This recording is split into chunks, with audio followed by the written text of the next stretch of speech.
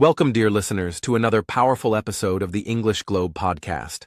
We're so glad you've joined us today for a topic that is not only fascinating, but also incredibly important for understanding how the world works. Wherever you're listening from, whether you're at home, at work, walking in the park, or sitting on a bus, we're here to bring you an English learning experience that also opens your eyes to global issues. That's right, Adam. And today's episode is truly eye-opening.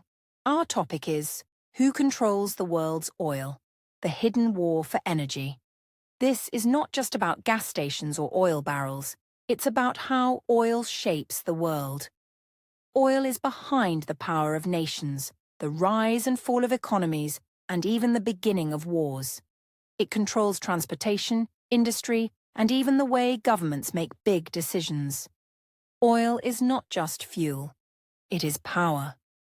Oil is deeply connected to politics, money, and control. Many powerful countries and companies fight, sometimes secretly and sometimes openly, for control of oil. This war is not always shown on TV, but it's happening every day. When you turn on the news and hear about a conflict in the Middle East, tension between countries, or even the rise of fuel prices, oil is usually at the center of it. That's why we call it the hidden war for energy. Before we go deeper into today's episode, we kindly ask all of you to like this video and subscribe to the English Globe YouTube channel. Your support helps us grow and keep creating powerful podcasts like this one. We truly appreciate each of you who listens, learns, and shares. And we'd love to hear from you. Please tell us in the comments where you are listening from. Are you in Africa, Asia, Europe, the Americas? Let us know. Yes, let us know where in the world you're joining us from, and we'd also love to hear your thoughts on this topic. What do you think about the power of oil? Do you believe countries should go to war or interfere in others' affairs just to control oil? Is it fair that a few countries and companies dominate the world's energy supply? Share your ideas, your questions, and your feelings in the comment section. Your voice matters. Oil might seem like something far away from our daily lives, but it's not. The car you drive, the plane you take, the plastic products you use, even the electricity in some countries. All of these depend on oil. Without oil, our world would stop moving. That's why powerful governments, giant companies, and global leaders are constantly working, sometimes secretly, to keep control over this resource. And that's what we will explore in this episode. We'll take you through history, politics, economics, and global conflicts. You will learn how oil was discovered, how it changed the world, and how it became the center of international power struggles. From the rise of oil empires to wars in oil-rich regions, from the creation of global oil alliances to the secret deals behind closed doors, we're going to cover it all. And we'll do it in simple English so that learners at every level can follow. This podcast is not just about practicing English. It's about becoming more informed and aware of how the world works. Oil is not just a product. It is a force that drives nations. And when we understand who controls that force, we begin to see global news, politics, and even our daily lives in a whole new way. This is what makes today's topic one of the most important we've ever shared with you. So sit back, relax, or keep walking if you're on the move, and get ready for a powerful journey through oil, power, and politics. You'll discover how countries use oil as a weapon, how oil prices can change the lives of millions, and why this war for energy is often hidden from the public. You'll also see how the future of oil may be changing, and how that could affect the balance of power in the world. Thank you once again for being with us today. We're excited to have this conversation with you. Remember to like this video, subscribe to our channel, tell us where you're listening from, and share your opinions in the comments. Your feedback is what keeps us going. Now, in the next section, we'll go back in time to explore the history of oil, how it was discovered, how it became powerful, and how it began shaping the modern world. Before we can understand who controls oil today, we need to travel back in time and see where it all began. Oil may seem like a modern resource, but its history goes back thousands of years. Ancient people in the Middle East especially in present-day Iraq and Iran, used oil in small amounts. They found it bubbling on the surface of the earth and used it to seal boats, waterproof buildings, and even for medicine or lighting fires. Yes, Julia, but the real story of oil's global power began in the 19th century. In 1859, in a place called Titusville, Pennsylvania, a man named Edwin Drake drilled the first successful modern oil well. This was a turning point in history because it showed that oil could be pulled from underground in large quantities.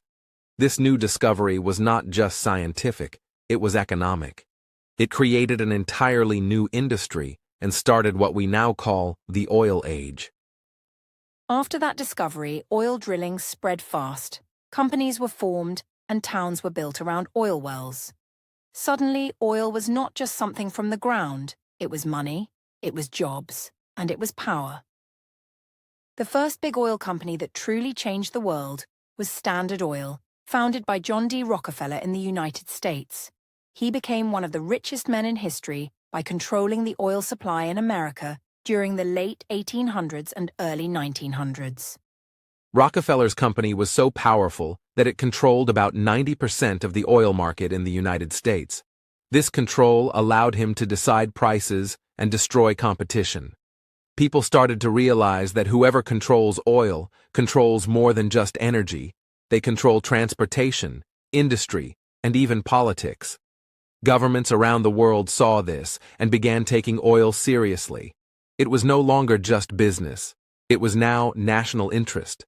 The importance of oil became even clearer in the 20th century, especially during the First and Second World Wars. Countries needed oil to power tanks, planes, ships, and other war machines. Suddenly, oil was a military necessity. Leaders realized that having oil could mean victory, and not having oil could mean defeat. This changed everything. Oil fields became battlefields, and controlling oil meant controlling the outcome of wars. One famous example is during World War II. The German army, led by Adolf Hitler, needed oil badly.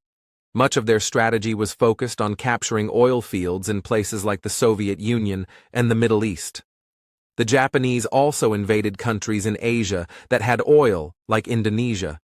At the same time, the Allies, especially the United States and the United Kingdom, understood the value of oil and protected their own supplies carefully. After the war, oil became even more important. The world was rebuilding and economies were growing fast. Cars became common, airplanes increased in number, and cities started to use more electricity. All of this needed oil. This is the period when the world's oil demand exploded. More oil fields were discovered in the Middle East, especially in Saudi Arabia, Iran, Iraq, and Kuwait. These countries quickly became central players in the oil world. Western countries, especially the United States and the United Kingdom, made deals with these oil-rich nations. Big oil companies, often called the Seven Sisters, were created. These companies included names like Exxon, Shell, and BP. They controlled huge amounts of oil and made massive profits. But the countries where the oil was located often got very little of the money. This made many people angry and led to future problems. In the 1960s, something big happened. Several oil-producing countries decided they had enough of being controlled by foreign companies. They wanted more power over their own oil. So they formed a group called OPEC, the Organization of the Petroleum Exporting Countries. The goal of OPEC was to unite oil-producing countries and give them the ability to control oil prices and production, instead of letting foreign companies decide everything. OPEC started with 5 members: Iran, Iraq, Kuwait, Saudi Arabia, and Venezuela. Over time, more countries joined. For the first time, oil-producing nations had a voice and could say no to the powerful Western oil companies. In the 1970s, OPEC shocked the world by using oil as a weapon. They reduced oil supply during political conflicts, especially during the Yom Kippur War, which led to a global energy crisis. Prices went up. and people around the world felt the impact. This was a wake-up call for the world. Everyone realized just how dependent they were on oil and how quickly their lives could change if oil became expensive or unavailable. It was not just about fuel anymore, it was about control, politics, and survival. From that moment on, governments started to include oil in their foreign policies, and oil became one of the most powerful tools in international relations. But the story didn't end there. After the 1970s, oil continued to play a major role in the rise and fall of countries. Wars were fought over oil. Dictators stayed in power because of oil money. Countries formed alliances to protect oil routes, and oil companies grew even richer and more influential. Some even say that oil companies became more powerful than the governments themselves. That's how deeply oil was embedded in the world system. So, as we can see, the history of oil is not just about machines or factories. It's about power, war, and control. It shows how something buried under the ground can change the destiny of nations. In the next part of our podcast, we will take a closer look at OPEC and the idea of oil as a cartel. How does this group operate? What power do they have? And can they really control the global price of oil? Stay tuned to find out. Now that we've learned how oil became a global force, let's talk about something very important in the world of oil: OPEC. You may have heard this word in the news or seen it when fuel prices go up or down. OPEC stands for the Organization of the Petroleum Exporting Countries. It was created in 1960 by 5 countries: Iran, Iraq, Kuwait, Saudi Arabia, and Venezuela. These countries had one goal: to take back control of their oil. Yes, Adam, before OPEC existed, most oil-rich countries had very little power over their own resources.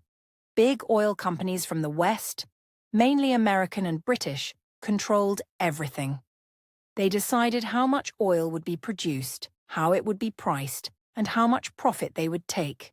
The countries that actually had the oil were not benefiting much. OPEC was created to change this situation and give power back to the oil-producing nations. At first, not everyone paid attention to OPEC. But slowly, more countries joined the group, and their voice grew louder. By the 1970s, OPEC had enough members to influence the global oil market. Some of its members included Algeria, Nigeria, Libya, the United Arab Emirates, and later Angola and others. These were all countries with rich oil resources, and when they worked together, they could control a large part of the world's oil supply. The moment when OPEC showed its real power came in 1973. That year, during a conflict in the Middle East, OPEC decided to cut oil production as a political protest. It was during the Yom Kippur War, when some Arab countries were in conflict with Israel. Because Western countries supported Israel, OPEC's Arab members responded by reducing oil exports to those nations. This led to what we now call the 1973 oil crisis. The impact was huge. In the United States and Europe, oil prices rose sharply. People waited in long lines to fill their cars with fuel. Factories slowed down, transportation became more expensive, and inflation went up. For the first time, Western nations realized how much power OPEC had. This was a turning point. Oil was not just a commodity anymore. It was a political weapon, and OPEC had learned how to use it effectively. After that, oil became a key topic in global politics. Governments began treating oil as a matter of national security.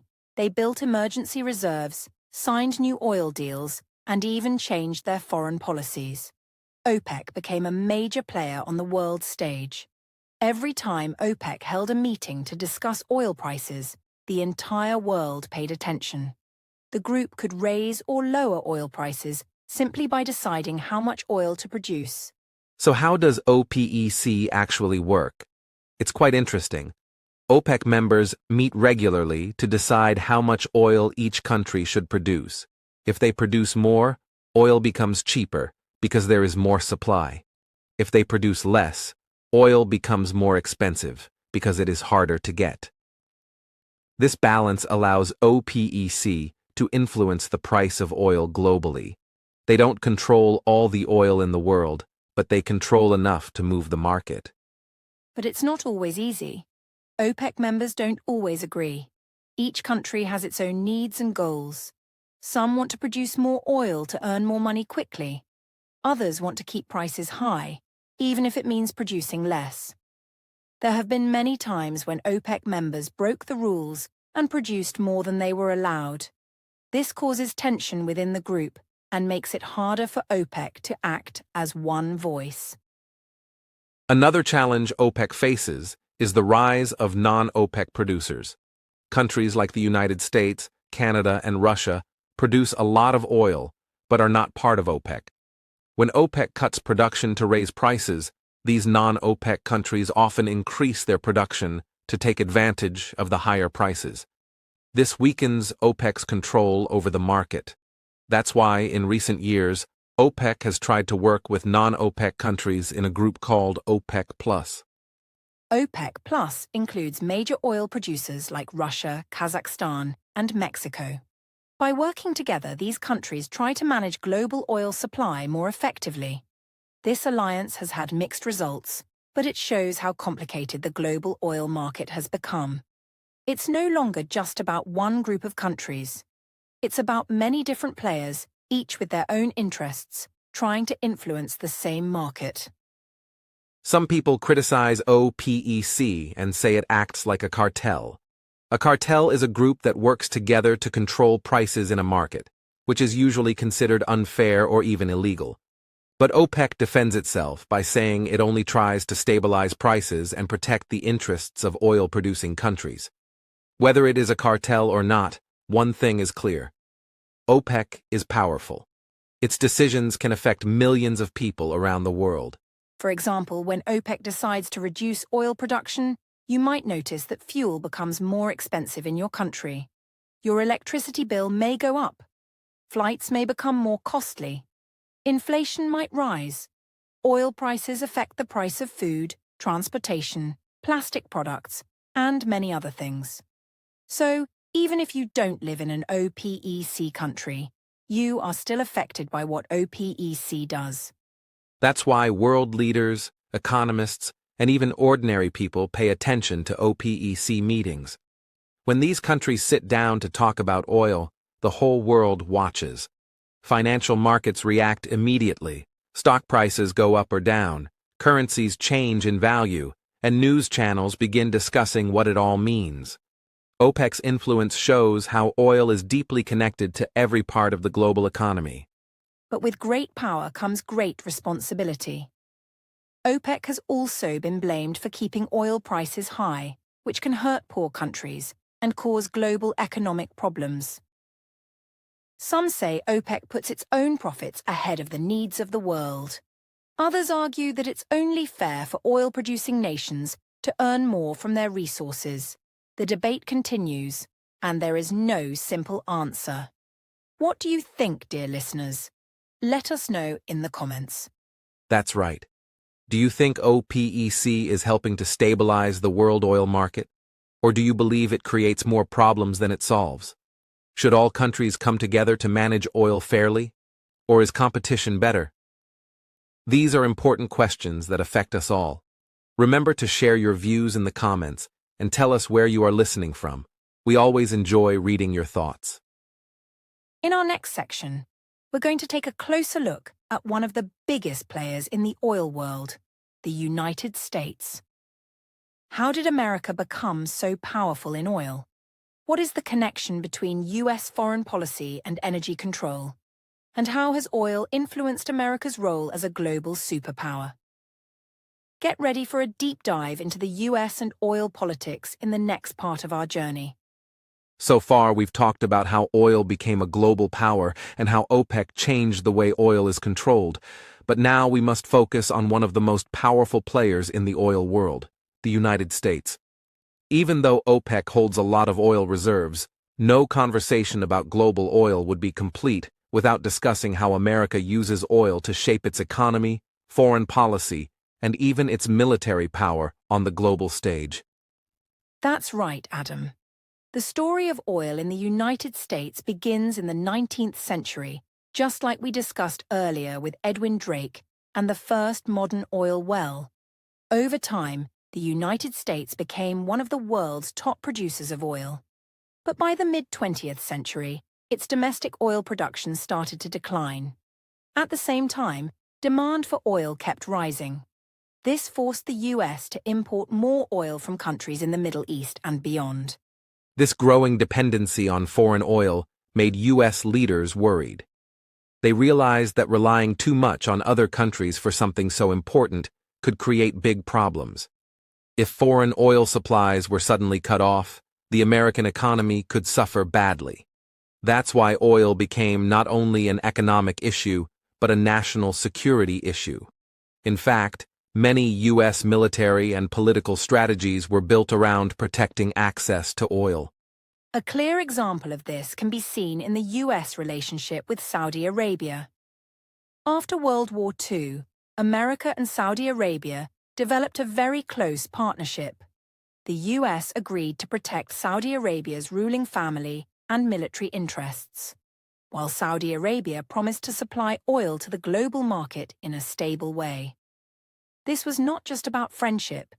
It was a strategic move. Oil was the foundation of their relationship. The U.S. also helped Saudi Arabia sell oil in dollars, which led to the creation of the petrodollar system. This meant that almost all global oil trade was done using U.S. dollars. Because of this, countries around the world had to keep dollars in their banks to buy oil. This increased the demand for the dollar, strengthened the U.S. economy, and gave America an even more powerful position in global trade and finance. However, this power also came with consequences. In order to protect its access to oil and keep control over oil markets, the United States became involved in many global conflicts. Some of these were direct wars, and others were hidden operations.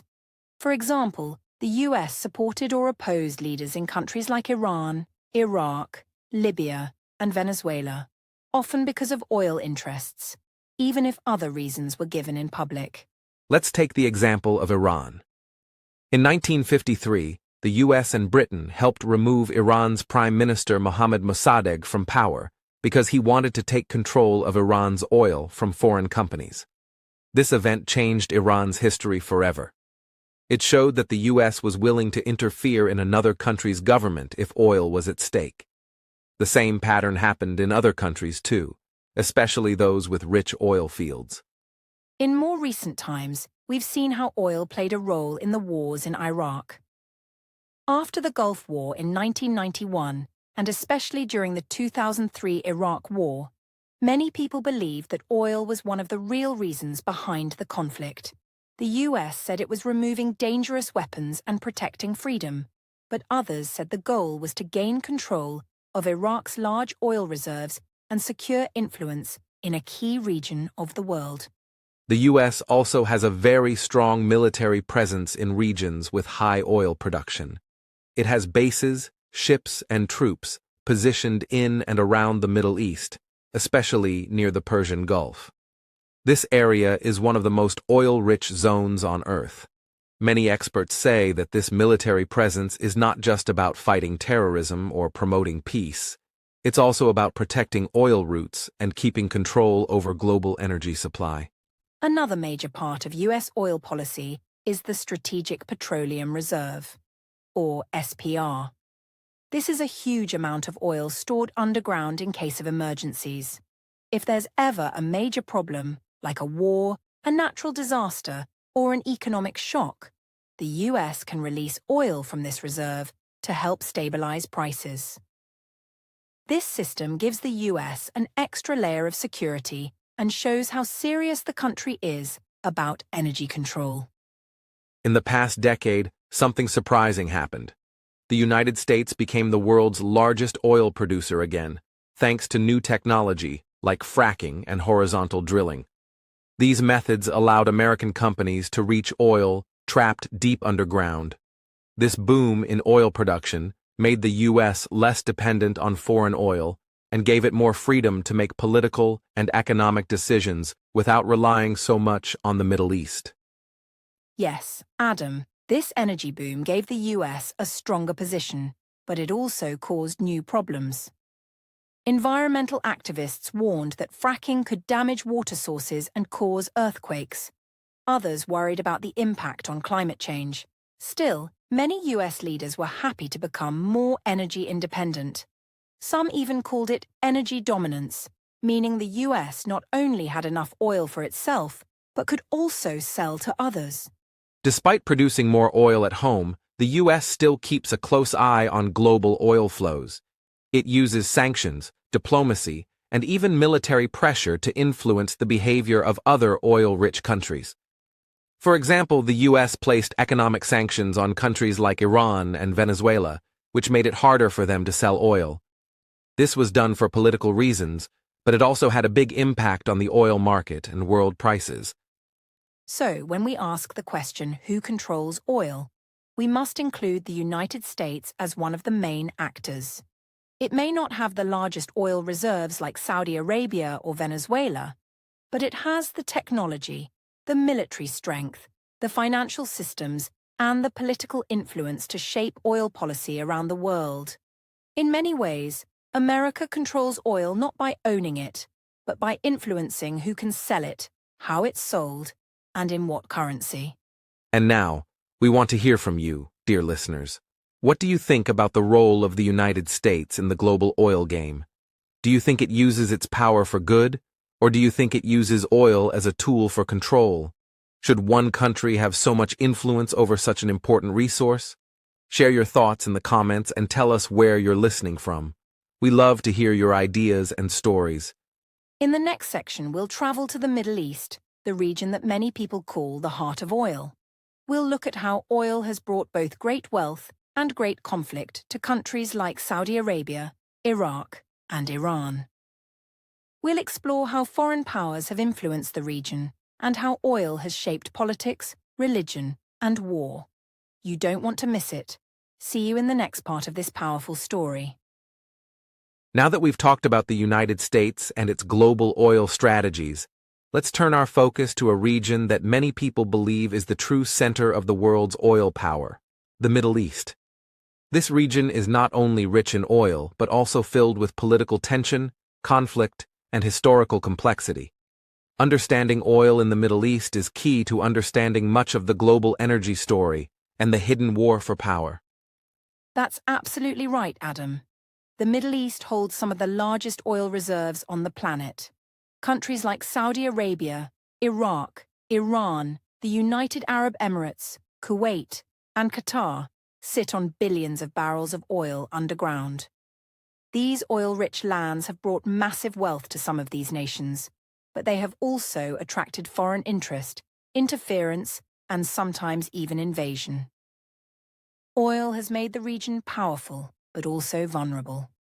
Let's start with Saudi Arabia, often considered the king of oil. It has the second largest proven oil reserves in the world and is the largest oil exporter. Its national oil company, Saudi Aramco, is one of the richest and most valuable companies on earth. For decades, Saudi Arabia has played a central role in OPEC and global oil pricing. It's not just a country. It's an energy superpower with deep ties to both the West and the Islamic world. But with this oil wealth comes political power and danger. The Saudi royal family has used oil money to build modern cities, provide free services, and maintain control over the country. At the same time, they have faced criticism for human rights issues and a lack of democracy. Many believe that Western countries, especially the US, support Saudi Arabia not because of shared values, but because of oil and strategic influence in the Middle East. Just across the Gulf from Saudi Arabia is Iran, another major oil player with a very different story. Iran has huge oil and gas reserves, but because of political conflicts, especially with the US and Europe, its oil industry has often been under pressure. Sanctions have limited Iran's ability to sell oil freely, and this has hurt its economy. Still, Iran remains a powerful voice in the region and a strong influence in the energy world. Iran and Saudi Arabia also have a rivalry that goes beyond oil. They compete for leadership in the Muslim world, with Iran mostly representing Shia Islam and Saudi Arabia representing Sunni Islam. This rivalry has led to proxy conflicts in places like Yemen, Syria, and Lebanon. Behind many of these conflicts is the desire to control influence, and often, oil is quietly at the center of these power struggles, even if it's not openly discussed. Another key country is Iraq, which has experienced decades of instability, but sits on some of the world's most valuable oil fields. After years of dictatorship under Saddam Hussein, followed by U.S. invasion and civil conflict, Iraq's oil sector is still recovering. Today, oil makes up more than 90% of Iraq's government revenue. Foreign companies from China, Russia, and the West all compete to invest in Iraq's oil, making it a hot zone for global interest. Let's not forget Kuwait, a small country with a big oil punch.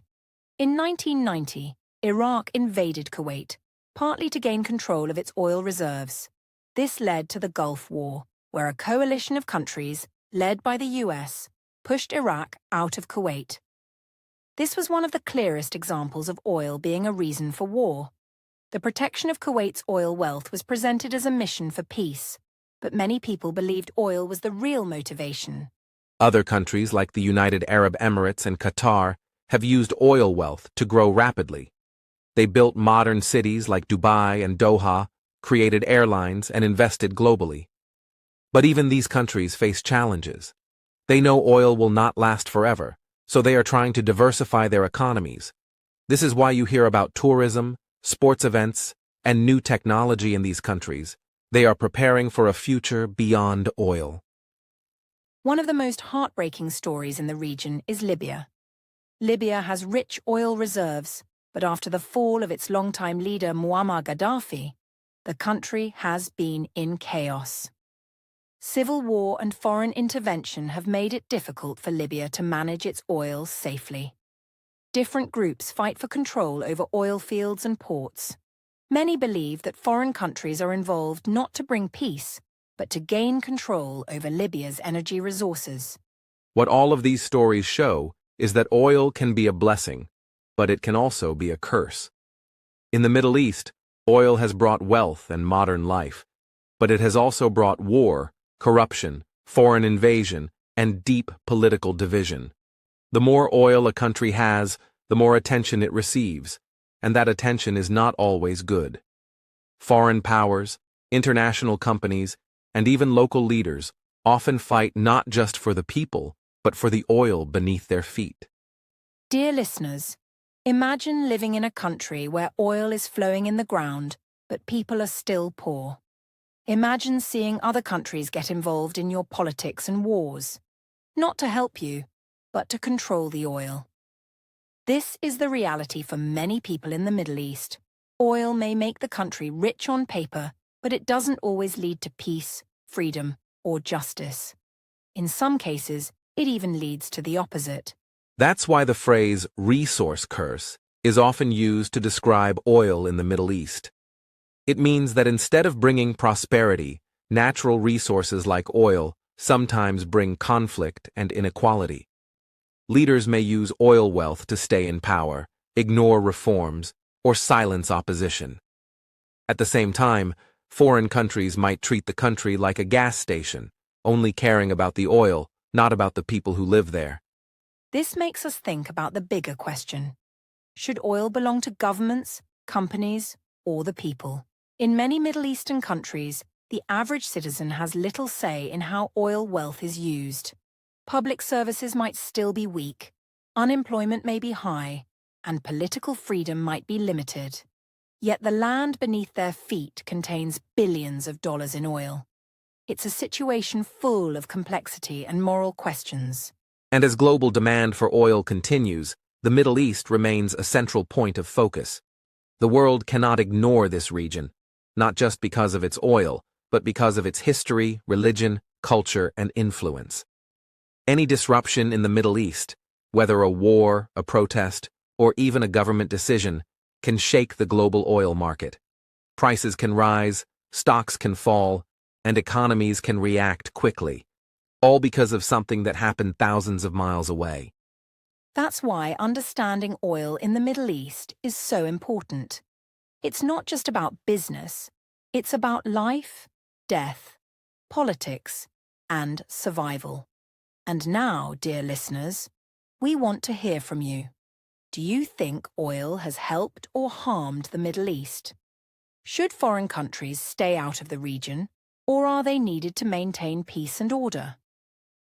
What do you think about the future of this oil-rich region? Tell us your thoughts in the comments.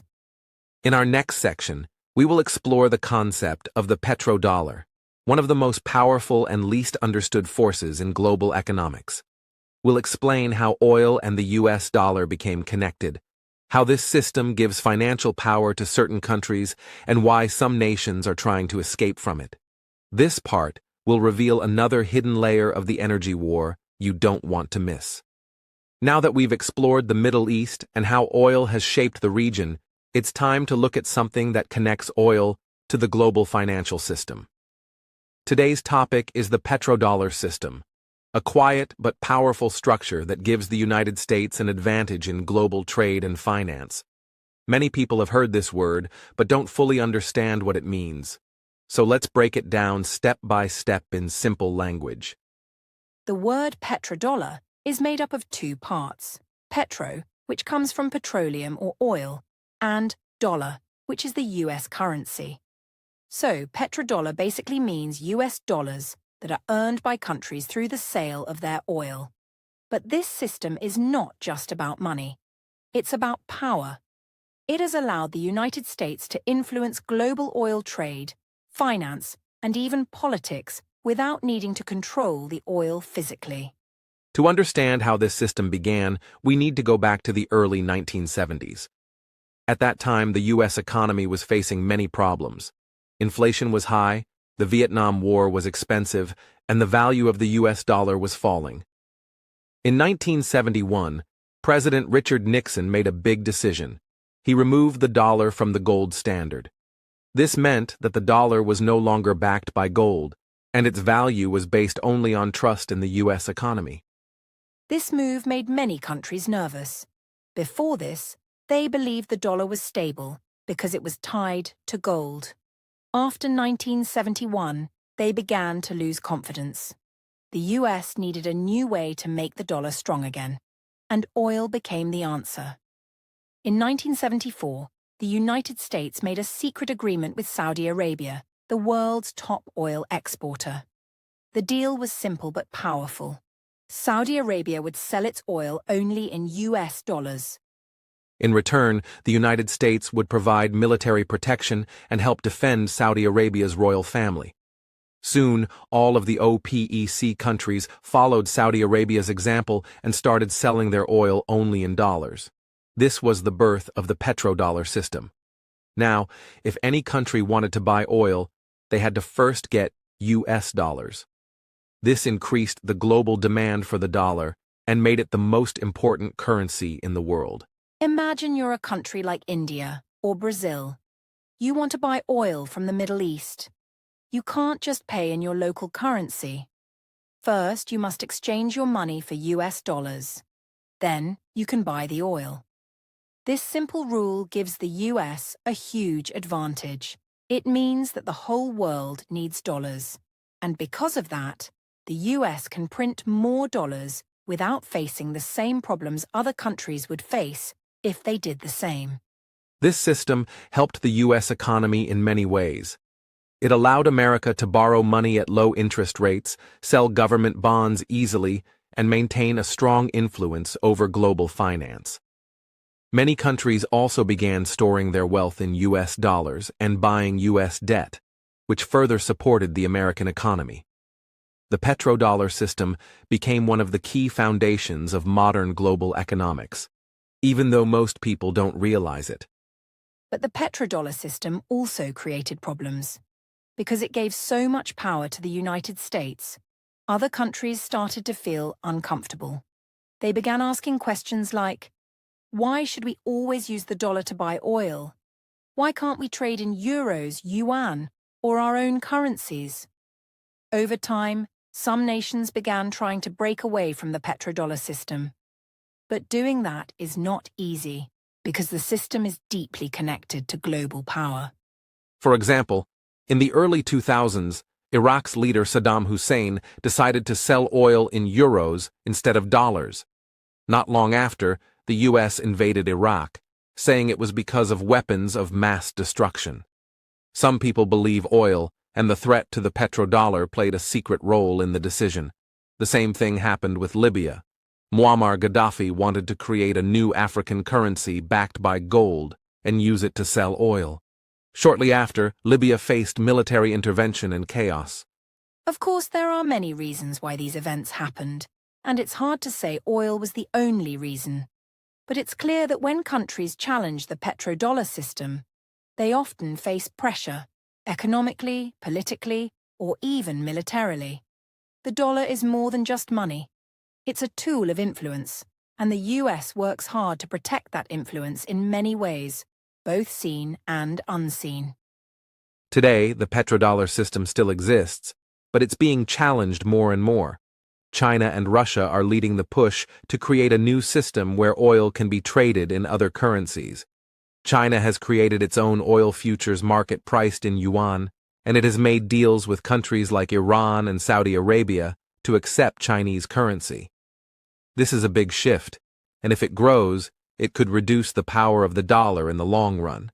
Russia, especially after facing sanctions from the West, has also started trading more oil in rubles and Chinese yuan. Iran has already moved away from the dollar because of US sanctions.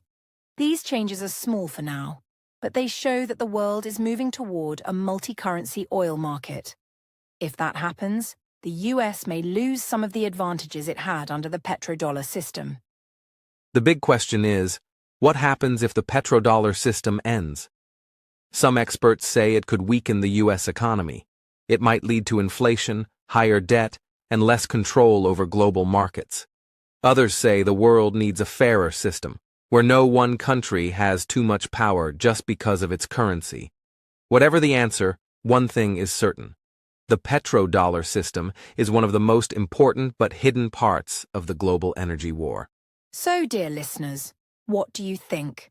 Should oil always be sold in US dollars, or should countries be free to trade in any currency they choose?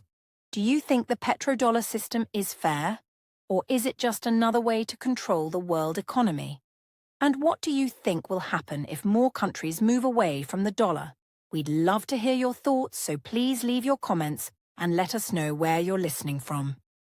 In the next section, we will look at how oil companies, especially large private and state-owned corporations, play a role in the hidden war for energy. Who are the major players? How much power do they have? And are they helping or harming the planet? This will open your eyes to the secret battles between governments and corporations. Stay tuned as we continue our journey into the world of oil and control. We've explored governments, the Middle East, and even the global money system. But now it's time to look at another powerful part of the oil story: big oil companies. These companies are not just businesses that sell oil. They are some of the most powerful organizations in the world.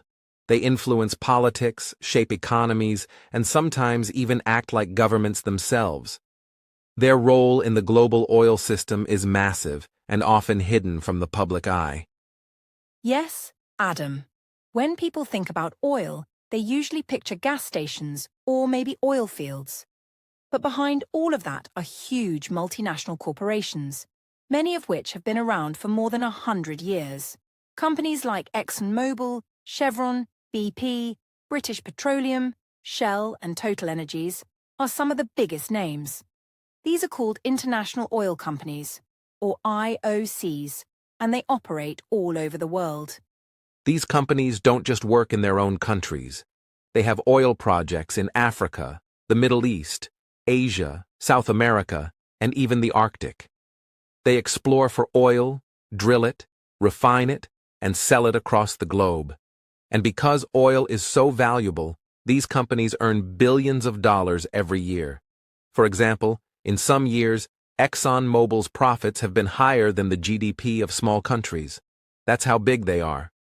But there's another group of powerful oil players, the national oil companies, or NOCs. These are state-owned companies controlled by governments. Some of the biggest NOCs include Saudi Aramco, Saudi Arabia, Gazprom, Russia, CNPC, China, and the National Iranian Oil Company. Together, these companies control more than 80% of the world's oil reserves. They don't answer to shareholders. They answer to presidents and kings. So what happens when these giants, both private and government-owned, compete or cooperate? That's when oil becomes more than just business. It becomes politics. Sometimes these companies work together on massive projects, like drilling in deep oceans or building pipelines across continents. Other times, they fight for market share and influence, and many times, they use their money and connections to influence governments. For example, oil companies often spend millions of dollars lobbying politicians. In the United States, oil and gas companies give huge donations to political campaigns. They also pay lobbyists to speak to lawmakers and push for laws that protect their profits. This means that even in democratic countries, oil companies can shape energy policy, tax laws, and environmental rules to benefit themselves. And it's not just about money. These companies also have major influence over media and education. Some fund research at universities, others sponsor news programs or sports events to improve their public image. This helps them stay popular, even when people are concerned about pollution or climate change. They know how to control the conversation and protect their power by appearing friendly or responsible. But behind the scenes, the picture is more complex. Oil companies have been involved in scandals, bribery, and even violence. In some developing countries, local people have protested because oil companies damage their land or water.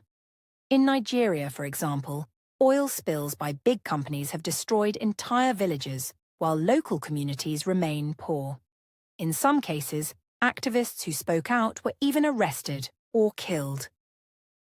One of the most famous cases was in the 1990s, when Nigerian writer and activist Ken Saro-Wiwa protested against oil pollution in the Niger Delta. He was arrested and later executed by the Nigerian government. Many believe that oil interests were behind the decision. This shows how oil companies, when working with governments, can become part of systems that silence voices and ignore human rights. Another major issue is tax avoidance. Some oil companies make billions in profit, but pay very little tax in the countries where they operate. They use legal tricks and offshore banks to move their money around. This means poor countries with oil don't always benefit as much as they should. The oil is taken, sold, and the money often leaves the country. Local people may see little improvement in their lives. Now, let's talk about power in numbers.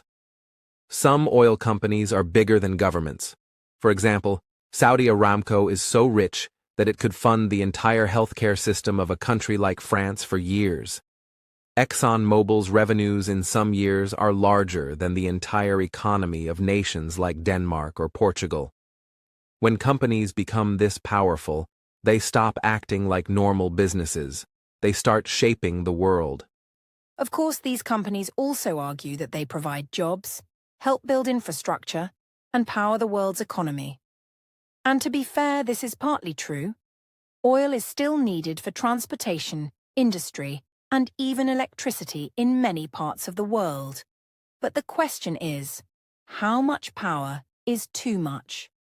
When companies become too large and connected to governments, it becomes hard to hold them accountable. Some critics say that we now live in a kind of oil oligarchy, a world where a small group of companies and countries control a massive part of the global system. They decide where pipelines go, how much oil is produced, what price we pay at the pump, and even what wars are fought. The average person has little control or knowledge of what's happening behind closed doors. But things are changing. With rising awareness about climate change, some people are demanding more responsibility from oil companies. Governments and activists are asking companies to reduce pollution, invest in clean energy, and be more transparent. Some companies have made promises to move toward greener energy, like wind or solar. But many people wonder if these promises are real or just public relations. Also, as more countries move toward electric cars and renewable energy, big oil companies are starting to worry about the future. If oil demand drops, their profits could fall. That's why they are trying to control the green energy market too. Some are buying wind farms, solar companies, or battery technologies. They don't want to lose their power. They want to stay in control, even in a new energy world. So the big question is, should we trust these companies to lead the energy transition? Or should we demand stronger rules from governments and more participation from the public? Should oil be controlled by private companies, national governments, or the people themselves? And how can we stop the corruption, pollution, and inequality that so often comes with oil power? These are big questions, dear listeners. We would love to hear your thoughts. What do you think about oil companies? Do they help or hurt the world? Are they doing enough to fight climate change? Should they have less power, or do we still need them for the global economy to function? Let us know in the comments, and don't forget to share where you're listening from. In our next section, we'll look at another rising force in the global oil game: China. How is China changing the oil market? What is the Belt and Road Initiative? And is China creating a new energy world that challenges the old Western system? Stay tuned as we continue our journey into one of the most important and least understood stories of our time. As we continue our journey into the hidden world of oil, it's time to focus on a new superpower that is playing a bigger and bigger role in global energy: China. Over the last 2 decades, China has grown from a developing country into the world's second-largest economy. With this rapid rise, its demand for oil has also increased. Today, China is the largest importer of crude oil in the world. That fact alone tells us how big its role has become. Yes, Adam. China doesn't produce enough oil to meet its needs, so it must buy huge amounts from other countries. Every day it imports millions of barrels of oil, mostly from the Middle East, Africa, and Russia. Oil is needed to fuel its cars, airplanes, ships, factories, and power plants. Without oil, China's economy would slow down. That's why energy security is one of China's top national priorities. It sees oil not just as a product, but as a source of power and protection. To make sure it never runs out of energy, China has created a long-term strategy. At the center of this strategy is something called the Belt and Road Initiative, or BRI. This is a massive global project launched by Chinese President Xi Jinping in 2013. The goal is to build new trade routes, roads, railways, ports, and pipelines that connect China with Asia, Europe, Africa, and the Middle East. And behind many of these routes is one key goal: energy access. Let's explain that in a simple way. Imagine China is at the center of a big web. Each line of the web is a pipeline, a road, or a shipping lane that connects it to other countries. These connections allow China to import oil and gas safely and cheaply. They also allow China to invest in foreign oil fields, refineries, and power plants. By building this web, China is trying to protect its energy supply for decades to come, even in times of global conflict or trade wars. One clear example of this is in Central Asia. China has built pipelines that bring oil and gas directly from Kazakhstan and Turkmenistan into Western China. These pipelines are safer than shipping oil by sea, where U.S. Navy ships could block the route. In the Indian Ocean, China has invested heavily in ports in Sri Lanka, Pakistan, and Myanmar, some of which are close to major oil shipping routes. These ports help China create a network of supply points that support its oil imports. In Africa, China has made major investments in oil-rich countries like Angola, Nigeria, and Sudan. Chinese companies help build roads, hospitals, and stadiums in exchange for long-term oil deals. In some cases, China also gives loans to governments and asks to be paid back in oil instead of money. This type of oil for infrastructure deal is a key part of China's global strategy. It helps China get energy while also gaining influence and goodwill in developing countries. Another example is in the Middle East. China buys a large portion of its oil from countries like Saudi Arabia, Iran, and Iraq. Even though the U.S. has traditionally been the main player in the region, China is now rising as a powerful customer and partner. In fact, in recent years, Saudi Arabia has sold more oil to China than to the United States.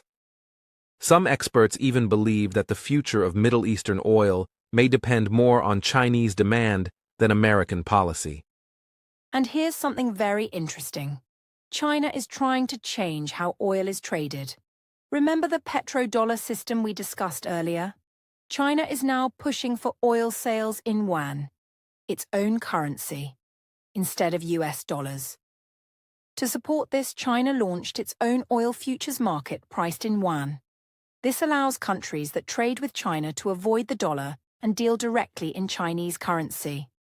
It's a big move that challenges the current global system. But that's not all. China is also building its own strategic petroleum reserve, just like the U.S. has. This is a large supply of oil stored underground in case of emergencies. If war breaks out, if shipping routes are blocked, or if prices rise too fast, China can release this oil to protect its economy. This shows how serious China is about energy security. It doesn't want to depend on others. It wants to control its own destiny in the energy world. China's oil companies also play a huge role in this strategy.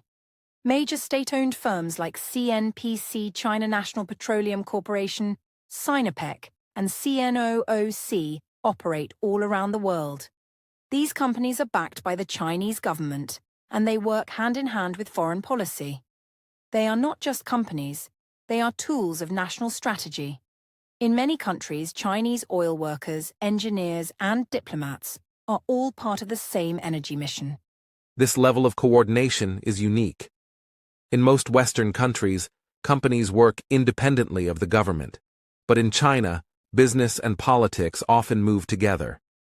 When China signs an oil deal, it may also offer loans, build schools, send doctors, or construct highways. This package approach makes China a strong competitor in many parts of the world. It helps China gain long-term access to oil while also improving its image as a global partner. However, China's growing oil power also brings concerns. Some people worry that poor countries may become trapped in debt because they borrow too much from China. Others say that Chinese projects often use Chinese workers and materials, which means local communities don't benefit as much as they should. There are also fears that China may use its control over energy routes to gain political power over its partners in the future. China also faces environmental challenges. As the world's largest oil importer and one of the biggest polluters, China must find a balance between energy growth and climate responsibility. The Chinese government has promised to move toward cleaner energy, and it's investing in solar and wind power more than any other country. But at the same time, oil and gas still make up a large part of China's economy and will continue to be important for many years. So what does all of this mean for the world? China is no longer just a customer in the oil market. It is now a major player, shaping prices, trade routes, and even the future of oil currency. Its strategy is long-term, global, and deeply connected to its rise as a superpower. While the US still has more military power, China is building energy power, quietly, carefully, and with a plan that could shift the world order. And now, dear listeners, we ask you, what do you think about China's role in the global oil game? Is China helping poor countries by investing in energy and development? Or is it creating a new form of control through debt and oil deals? Do you think the world is moving toward a new system, with China leading the way? Share your thoughts in the comments and tell us where you're listening from. We always love reading your opinions. In the next section, we'll go beyond governments and companies.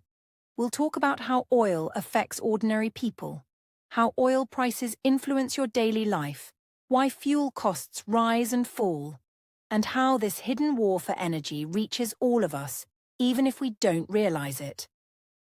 Get ready for a powerful look at oil's impact on everyday people in every part of the world. So far, we've explored oil from many angles: political, economic, and global. But now, we want to bring this topic closer to home. We want to show you how the war for oil doesn't just happen between countries or companies.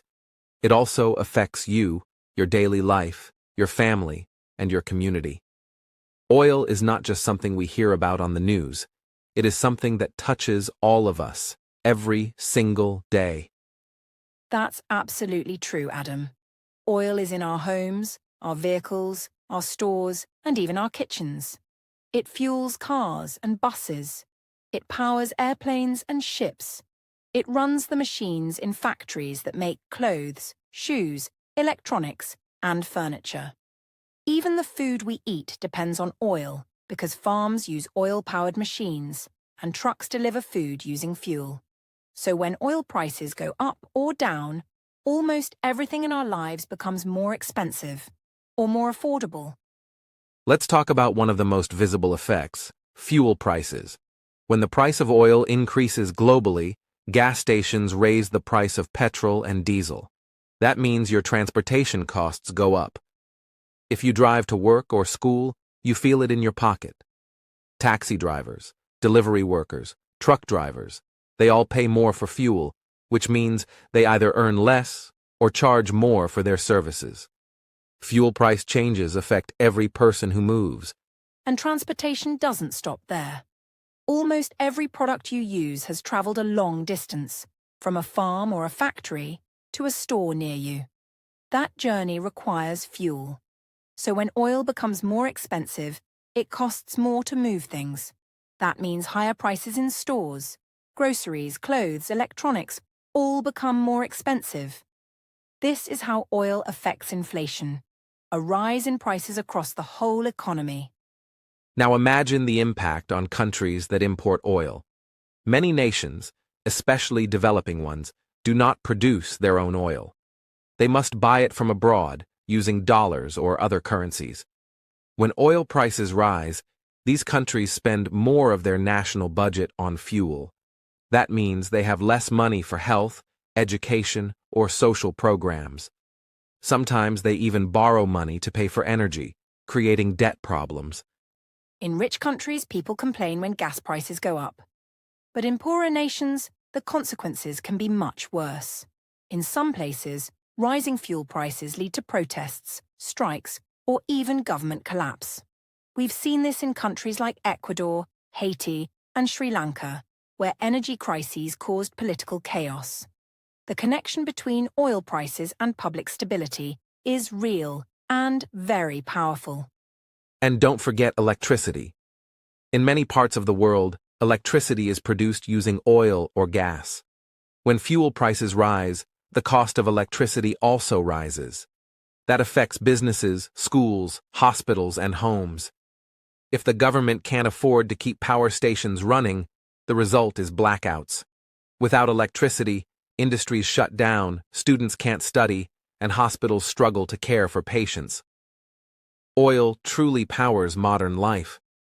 Oil also affects jobs. When fuel is cheap, businesses can expand, transport goods, and lower prices. But when oil is expensive, many businesses struggle to survive. Transport companies, airlines, delivery services, they all feel the pressure. Workers may lose jobs. Wages may be cut. Consumers may stop buying. Oil affects not just the price of products, but also the strength of entire economies. Then there's health and the environment. Burning oil releases harmful gases like carbon dioxide, which causes climate change. It also releases pollutants into the air, things like sulfur dioxide and nitrogen oxides, that harm human health. In big cities, traffic pollution causes asthma, lung disease, and heart problems. The poorest people often suffer the most because they live near highways or industrial zones. And what about oil spills? When pipelines break or tankers leak, oil pollutes rivers, oceans, and land. Fish die, beaches are ruined, and local people lose their jobs. One major example is the Deepwater Horizon disaster in 2010, where a BP oil rig exploded and spilled millions of barrels of oil into the Gulf of Mexico. It took years to clean up, and the damage to the environment and local businesses was enormous. So oil affects us in many ways: fuel, food, prices, jobs, health, and nature. But what can we do about it? That's a tough question. We can't simply stop using oil overnight. Our world is built around it. But we can become more aware. We can understand how the system works. We can use energy more wisely, by walking or biking more, using public transport, turning off lights, and supporting clean energy when possible. We can also raise our voices. We can ask governments to be transparent about energy policies. We can push for investments in solar, wind, and other renewables. We can support companies that are working toward cleaner technologies. And we can be ready to adapt, to prepare for a future where oil may no longer be the main source of energy. It's not just about global decisions. It's also about local action and personal responsibility. And so, dear listeners, we ask you, how has oil touched your life? Have you ever struggled with high fuel prices? Have you seen pollution from traffic or industry in your city? Do you believe oil companies and governments are being fair and honest about energy? Please share your thoughts in the comments and tell us where you're listening from. We'd love to hear your story. In our final episode, we will bring it all together. We'll ask the big questions. Who really controls the world's oil? And what can we do to build a fairer, cleaner energy future? We hope you'll join us for the final chapter of this powerful journey. The war for energy is not just about politics, it's about people. It's about you, me, and the world we share. Welcome to the final part of our podcast, dear listeners. We've talked about history, politics, companies, wars, and everyday life. But now, it's time to look ahead. What is the future of oil? Will it continue to control the world as it has for over a century? Or are we entering a new energy era? And more importantly, can we build a world where energy is not just a source of power, but a path to justice, peace, and sustainability? That's right, Adam. Oil has given the world incredible progress. It powered industries, lifted millions out of poverty, and helped countries grow. But it also brought wars, pollution, corruption, and inequality. As the world changes, people are now asking, can we do better? Can we build an energy system that is cleaner, fairer, and safer, not just for the rich and powerful, but for everyone? The truth is, oil is still very important. As of today, around 80% of global energy still comes from fossil fuels: oil, coal, and natural gas. Even as we build solar panels and wind turbines, airplanes still fly on jet fuel, trucks run on diesel, and many power plants still burn oil. It takes time, money, and global cooperation to shift away from oil completely. But the journey has already begun. Many countries have promised to reduce carbon emissions and fight climate change. The European Union plans to be carbon neutral by 2050. The United States is investing in clean energy. China, the world's largest energy user, is building solar farms and electric car factories. Even oil-rich countries like Saudi Arabia and the UAE are investing in green projects because they know the world is changing. At the same time, many oil companies say they are changing too.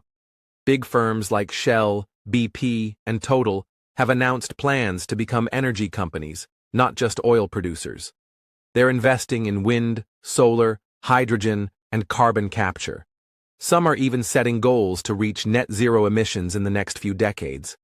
But critics say many of these promises are just words, not real actions. And that's a big question.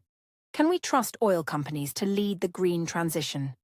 After decades of pollution and profit, should they be the ones designing the future? Or should governments, communities, and scientists lead the way? This is where the idea of energy justice becomes important. Energy justice means making sure the energy system is fair, both for people and for the planet. Let's break that down. Energy justice has three parts. First, it means access. Everyone should have reliable and affordable energy. Today, more than 700 million people around the world still live without electricity. That's not fair. Second, it means protection. Communities should not suffer from pollution, oil spills, or toxic air. And third, it means participation. Ordinary people should have a say in how energy is produced and used. In many countries, poor and indigenous communities are hurt the most by oil production. Their land is taken, their water is polluted, and their voices are ignored. If we want energy justice, that must change. People must be heard, respected, and included in decision-making. Clean energy should not just be for rich countries or big cities. It should reach everyone, no matter where they live or how much they earn. And there's another issue: energy security. Today's world is still vulnerable to oil shocks. A war in one part of the world can cause fuel prices to rise everywhere. That's why many countries want energy systems that are local, stable, and renewable. Solar power from your rooftop or wind from your region can make your community stronger. You don't need to wait for oil tankers from halfway across the world. But we also have to be realistic. The road to a clean and fair energy system will not be easy. Fossil fuel industries are huge, rich, and powerful. Many jobs still depend on oil, and clean energy systems must be built carefully, with respect for nature and human rights. Even mining for materials like lithium and cobalt, used in batteries, has risks. We must not repeat the same mistakes with new technologies. That's why the most important tool in this energy future is education and awareness. People like you, our listeners, have a powerful role to play. You can ask questions. You can learn where your energy comes from. You can support clean energy, reduce waste, and use your voice to call for change. When people care, leaders listen. When people act, systems shift. And we've seen examples of this. Young people around the world are leading climate movements. Cities are banning gas cars. Investors are moving their money out of oil companies. Farmers are using solar pumps. Villages are installing microgrids. Progress is happening. Not fast enough, but it is real. A new energy world is possible, and that world can be one of peace, not war, of equality, not greed. So, dear listeners, we end this podcast with a simple question. What kind of future do you want? A future controlled by a few oil powers, or a future built on fairness and freedom? A planet poisoned by pollution, or a planet protected by clean energy? A system that divides, or one that includes and empowers all people? The choice is not only for presidents and CEOs, it's also for you, for me, for all of us. Thank you for joining us on this deep and powerful journey through the world of oil. We hope you've learned something new. We hope you feel more informed. And we hope you're ready to keep asking questions and being part of the solution. Please share your thoughts in the comments, tell us where you're listening from, and let us know. What do you think about the future of oil? Don't forget to like this video, subscribe to the English Globe, and join us next time as we explore another big idea that shapes our world. Until then, stay curious, stay hopeful, and stay connected.